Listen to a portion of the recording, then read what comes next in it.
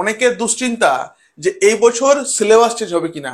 আপনাকে আমি খুব সংক্ষেপে বলছি, সমস্ত সাবজেক্টের সিলেবাস চেঞ্জ হচ্ছে না, একটা মাত্র সাবজেক্ট বাদ দিয়ে সব সাবজেক্ট একই থাকছে।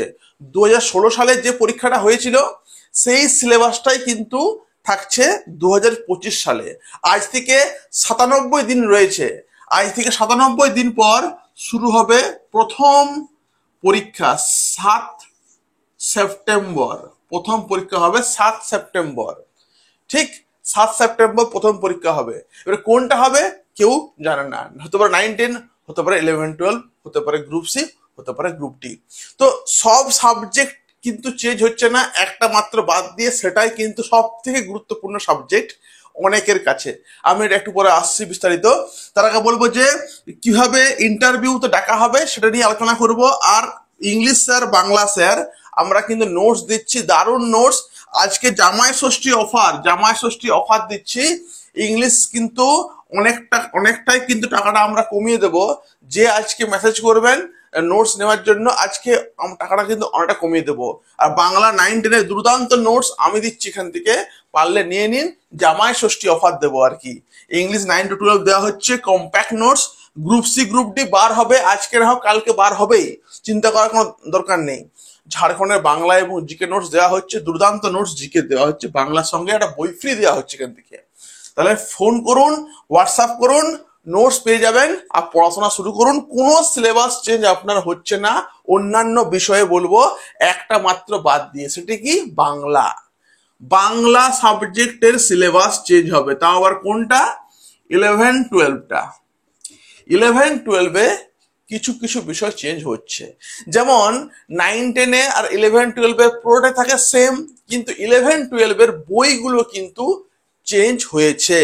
তার জন্য বলবো সাবধান। 11-12টা হয়তো আপনি সাহিত্যের ইতিহাস শুরু করুন, ব্যাকরণ শুরু করুন, কিন্তু বাংলা টেক্সট বুকটা কিন্তু এখন শুরু করবেন না, ওটা চেঞ্জ হতে পারে, বা কি হতে পারে জানি না, কিন্তু বাংলা নিয়ে শুনলাম চেঞ্জ হবে, বাংলাটা কিন্তু চেঞ্জ হবে 11-12টা। 9-10 একই থাকছে, নোটস নিয়ে নিন, পড়াশোনা শুরু করুন।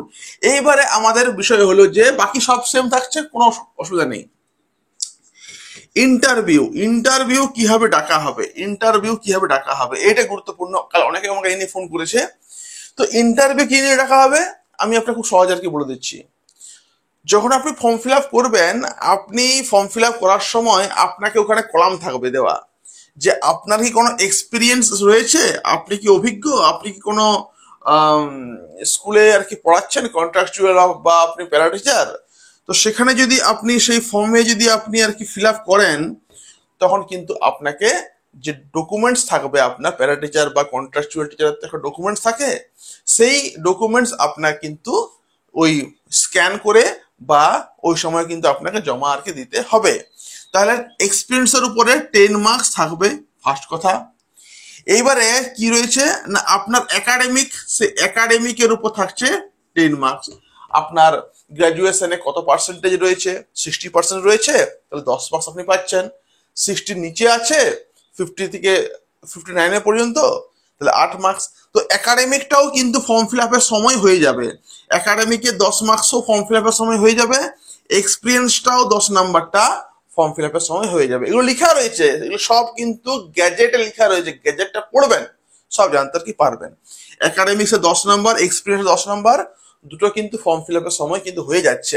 আর আপনার 60 নাম্বারের পরীক্ষা, তাহলে 60 নাম্বারের মধ্যে ধরুন কোনো স্টুডেন্ট ধরুন 60 নাম্বারের মধ্যে ধরুন 50 পেল, ওর ধরুন এক্সপিরিয়েন্স নেই, ও ধরুন একাডেমিক ধরুন ও ফার্স্ট ক্লাস রয়েছে, আমি ধরলাম ফার্স্ট ক্লাসের জন্য 10 পাওয়া যাবে।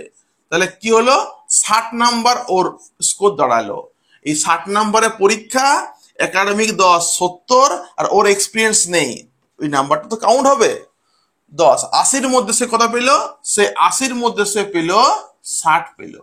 এইবার ওকে ডাকলো, ইন্টারভিউতে ডাকলো, ও 80 নাম্বার, কিন্তু 80 নাম্বারের মধ্যে কতটা আপনি পাচ্ছেন তার হিসাবে কিন্তু ডাকা হবে ইন্টারভিউতে। ইন্টারভিউতে কি হবে, ইন্টারভিউতে আপনি ধরুন ডেমনস্ট্রেশন আপনাকে দেওয়া করালো একটা, আর আপনার ইন্টারভিউ ধরুন নেওয়া হলো কি হলো।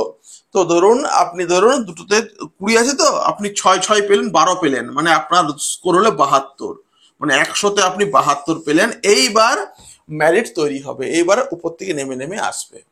তাহলে বুঝতে পারলে জিনিসটা কি বলতে চাইছি? লিখিত পরীক্ষা হলো একাডেমিকটা ফর্ম ফিল আপের সময় একাডেমিকটা ওরা আর কি থাকবে আর কি কলাম, যে আপনার কত পার্সেন্টেজ রয়েছে, আপনি দেখালেন 60%, 54%, 53%, সেই অনুযায়ী 10-এর মধ্যে আপনি 10, 8, 6 আপনি পাবেন। আর এক্সপিরিয়েন্সটাও ফর্ম ফিল আপের সময় আপনার কিন্তু ওরা দেখবে। সেই এক্সপিরিয়েন্স, একাডেমিক আর রিটেন 80 নাম্বারের মধ্যে আপনি যা পাবেন সেটার সঙ্গে স্থানীয় আপনাকে ডাকবে ইন্টারভিউ ডেমোস্ট্রেশন নিয়ে। আপনার ধরুন 12 হতে পারে, 13 হতে পারে, 4 হতে পারে, 5, 1 হতে পারে। তো 100-র মধ্যে কত পেলেন? 72, 73, 74, 55, 54, 20, 25 যা হবে তার উপরে ডাকা হবে আপনাকে, আপনার মেরিট তৈরি আর কি হবে। তো এটা হলো মেরিট তৈরির পদ্ধতি। তাহলে পুরোটা বুঝাতে পারলাম? যদি না বুঝতে পারলেন, আমি কিন্তু আর একটা ভিডিও বানিয়ে দেবো মেরিটের উপরে। সময়টা খুব কম, জামাই ষষ্ঠীর দিন আমাকে যেতে হবে জামাই ষষ্ঠী খেতে। তার জন্য চলুন, ধন্যবাদ। যারা নোটস নেবেন, বাংলা নোটস, ইংলিশ নোটস, যোগাযোগ করুন আমাদের সঙ্গে, নাম্বারগুলো দেখে নিন। আর আজ থেকে শুরু হচ্ছে ক্লাস, যারা ক্লাস করতে চাইছেন আজ থেকে ক্লাস শুরু হচ্ছে। ক্লাসে কিন্তু দ্রুত যোগাযোগ করুন আমার সঙ্গে। ধন্যবাদ।